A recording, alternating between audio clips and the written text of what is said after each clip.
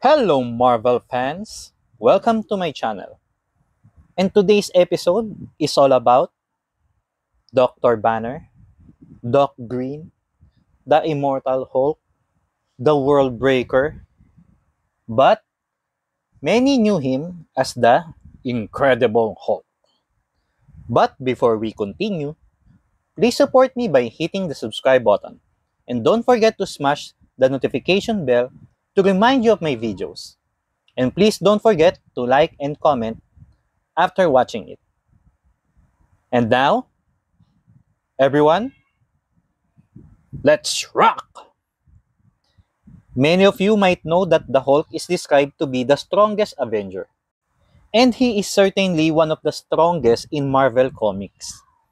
But did you know, Marvel fans, Hulk is not only a mass of muscle and anger, but after watching this video, some of you might change the way you see our big green guy. So, here are 11. Yes, Marvel fans, this time is going to be 11 smashing facts about the Incredible Hulk. Number 1, the Hulk doesn't need oxygen. Humans who can hold their breath for a minute are impressive. The world record is 22 minutes underwater by a Denmark citizen. Well, the Hulk doesn't even need oxygen to survive in extreme conditions. No matter the case, the Hulk can make any surroundings inhabitable. There have been a couple of comics that showed him surviving in the vacuum of space, and even his signature gun takes oxygen, but he finds a way to commit it without a breath.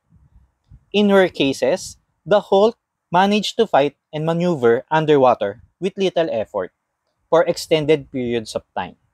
Marvel fans, this is a proof that he really is immortal. Number 2, fireproof stomach. In the irredeemable Ant-Man number 10, this issue gave credence to the fact that Hulk had fireproof insides. More specifically, his stomach. O'Grady was aware that he couldn't beat the Hulk fair and square. So Ant-Man flew into his mouth and travels down to his stomach. At first, Ant-Man attempts to punch the stomach but ends up almost breaking his hand. So Ant-Man tries a different tactic, burning the Hulk to ash from the inside. Ultimately, the Hulk was impervious to flames. Now talk about bad luck. But wait! How did he get out of the Hulk's body? No, I don't want to know. Next, number 3, rapid healing. Clearly, the Hulk enjoys this power during fights of any intensity. Wolverine has an impressive healing, but the Hulk's healing factor is much faster. He most likely has the quickest healing power for any superhero in the Marvel catalog. While superheroes can receive fatal wounds, the Hulk can absorb the same damage without worrying about losing his life. While fighting Vector, the Hulk got his skin ripped off, leaving him with only exposed muscle. Minutes later, the Hulk regenerated his flesh to return himself to normal. Probably one of the Hulk's weaknesses is adamantium. When the Hulk fights his Speed Freak, the villain managed to slice the Hulk's stomach open. But with just a couple of seconds, it healed back up. Well, healing factor is one of my favorite superhero power. So what's yours, Marvel fans? Number 4, stress levels or power levels? Alright, everyone knows when Bruce gets mad, he turns into the Hulk. Fans know it's not just anger that makes the Hulk who he is. Stress levels also change Bruce into Hulk. When he becomes distressed, fighting in frustration, emotional Hulk will take over. Now, once in that form, the angrier Hulk gets, the stronger he becomes. The body adapts to the level of stress Hulk is currently under. When there are high levels of anger or stress, adrenaline pumps through Hulk's body to dramatically increase strength. And believe it or not, the strength is apparently limitless. The Hulk has holed up a 150 billion ton mountain, and even broke Onslaught's armor when the combined power of the other world heroes couldn't do it. This anger level only refers to the Green Hulk. The Red Hulk portrays different strength relative to how much gamma radiation being focused at Red Hulk. And now, speaking of the Red Hulk, number 5, the other colors of Hulk. Marvel fans, there isn't just one Hulk. You might know the common version of the Hulk, also known as the Green Hulk. Well, stories exist where Bruce never was exposed to radiation, or where Banner and the Hulk were actually magically separated and exist as two entities in the same world. Two transformations are at particular note because although they are similar to the Green Hulk, their bodies are different. The Red Hulk and the Grey Hulk. The Red Hulk is similar in terms of strength and speed, but not how they retain it. The Green Hulk gets stronger the angrier he gets. While the Red Hulk gets stronger the more gamma radiation he absorbs. These include cosmic radiation. Unfortunately, the Red Hulk can be mind controlled. However, the Grey Hulk is part of Banner's personality. That does bad things. Okay, Banner didn't think he could do himself. The version was manipulative and didn't care what others wanted, needed, or thought. The Grey Hulk isn't as strong as the Green Hulk. Oh, thank God. But gets minutely stronger over time since the intelligence is clearly there and would not lose control. Well, still, Green is my guy.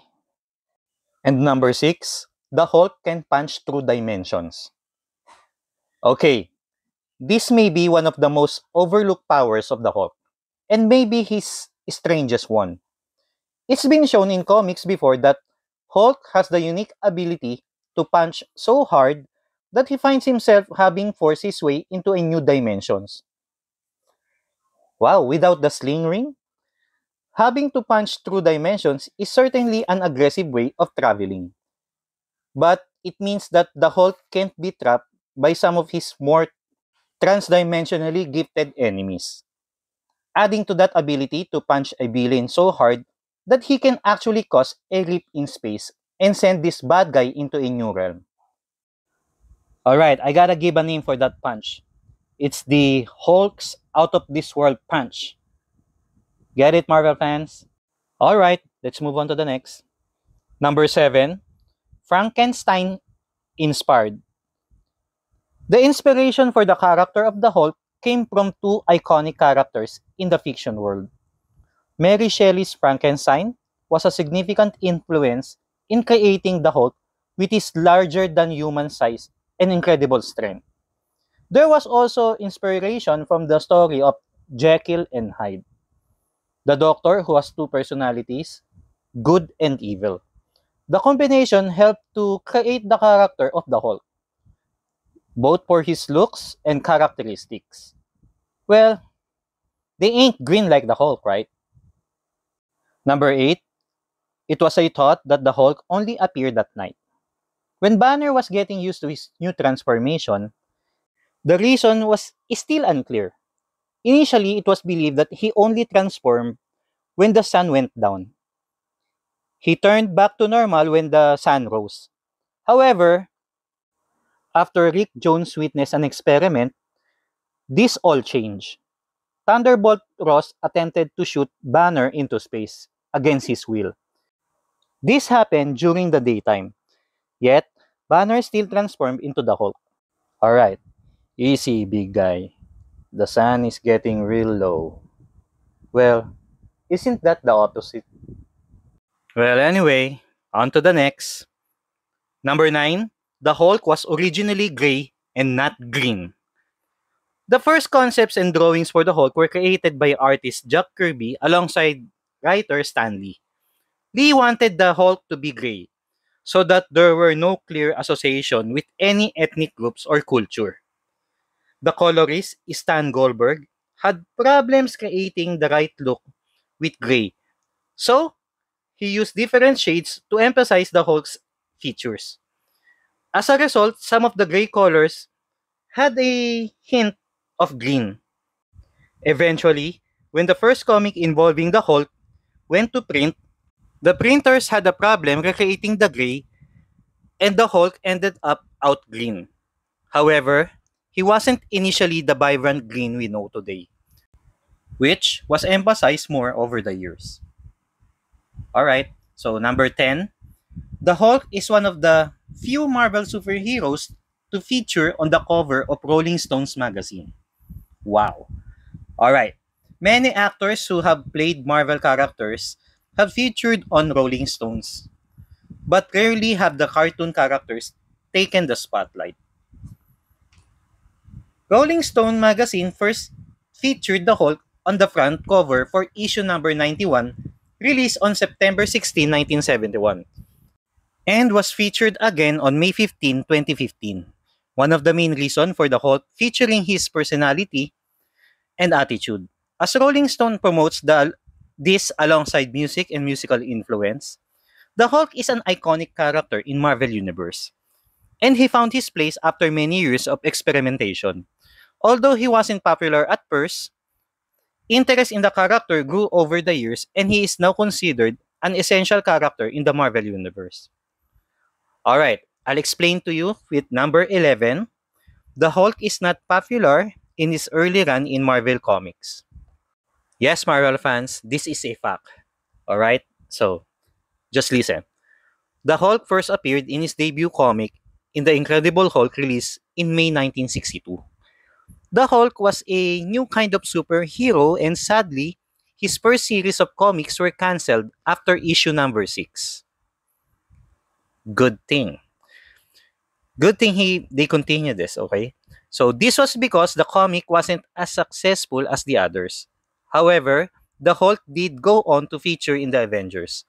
Shortly after Kirby received a letter expressing his love for the Hulk, Kirby then realized it was college kids that loves the Hulk.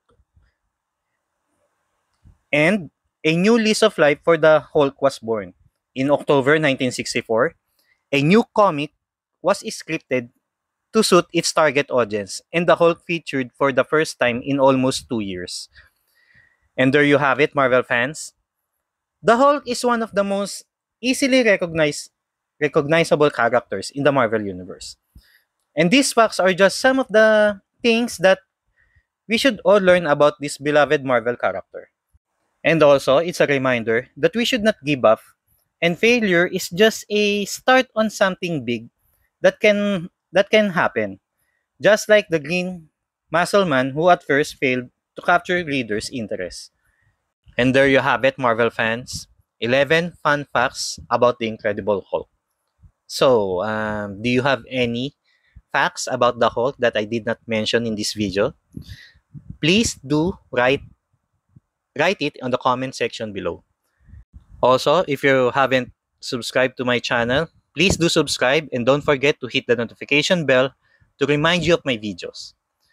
And since you made it this far, you could also like and share. And thank you for watching. And I'll see you again, Marvel fans. Bye-bye.